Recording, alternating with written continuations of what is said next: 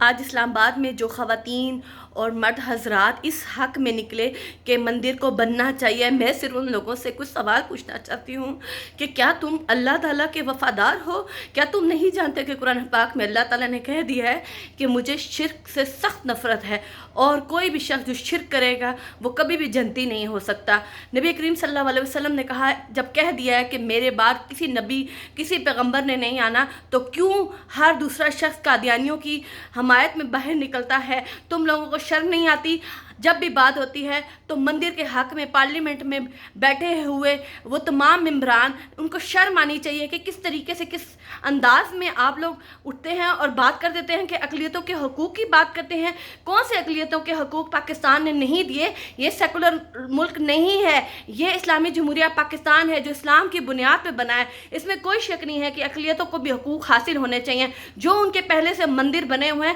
کبھی کسی بھی آج تک جتنے بھی 72 سال ہو چکے ہیں، کبھی کسی نے ان کو منع نہیں کیا کہ وہ اپنی عبادت گاہوں میں نہ جائیں،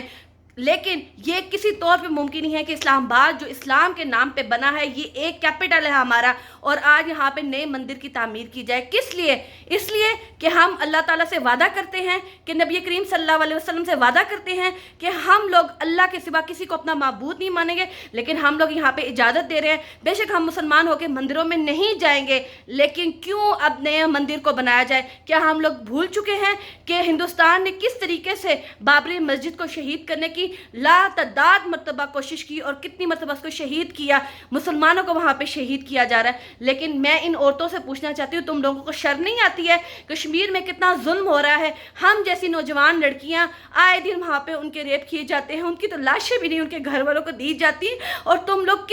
لوگوں میں اتنی سی بھی غیرت نہیں ہے کہ ان کے لیے باہر نکلو، کشمیر کے لیے آواز اٹھاؤ، یا کشمیر کی بات کرو۔ بغیر دوپٹے پہنے ہوئے باہر روڈوں پہ نکلتی ہو اور صرف بات کرتی ہو کہ اقلیتوں کے حقوق کی بات کرتی ہو۔ میں خود کہتی ہوں، میں نے بہت سارے مندر کی ویڈیوز بنائی ہیں، میں نے ہندوؤں کو میں نے ملاقات ان سے کی ہے، میں نے سکھوں سے ملاقاتیں کی ہیں، میں نے گودواروں پہ میں جا کے میں نے ان کے وزٹ کیے ہیں، لیکن میں مسلمان ہوں، میں جانتی ہوں یہ پاکستان اسلام کے نام پہ بنا ہوا ہے، یہ کوئی سیکولر ملک نہیں ہے کہ جہاں پہ نئی نئی عمارات کو کھڑا کر دیا جائے، ہندوؤں کو کہا جائے کھلے عام تم اپنے یہاں پہ بت بنا کے کھڑا کرو اور ان کی پوجا کرو۔ ہم سب بھول چکے ہیں، کبھی بھی نبی کریم صلی اللہ علیہ وسلم کی کوئی سنت، کوئی ان کا عمل ایسا نہیں کہ انہوں نے کوئی نئی طرز کے ساتھ کسی بھی شخص کو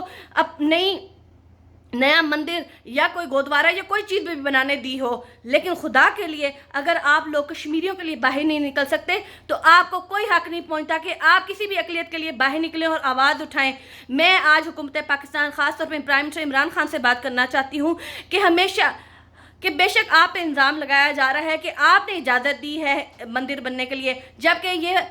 زرداری دور میں 2012 سے سٹارٹ ہوئی تھی، لیکن آج آپ چاہیں تو اس کو رکوا سکتے ہیں۔ ہم اگر کشمیریوں کے لیے آواز نہیں اٹھا سکتے تو ہم کسی بھی صورت میں یہاں اسلام آباد میں اسلام کے نام پہ بننے والے ملک میں مزید کوئی بھی مندر نہیں بننے دیں گے۔ میں ایک عورت ہو کے اس بات کا اعلان کرتی ہوں کہ مندر اگر بنے گا تو میں اس کے خلاف متحد ہو کے اپنے مسلمان باقی بہن بھائیوں کے ساتھ کھڑی ہوں گی، کم از کم اس لبرل لوگوں کے ساتھ نہیں کھڑی ہوں گی جو کشمیر کے لیے تو کبھی باہر ہی نہیں نکلے، آج ان کو اقلیتوں کا خیال آ رہا ہے۔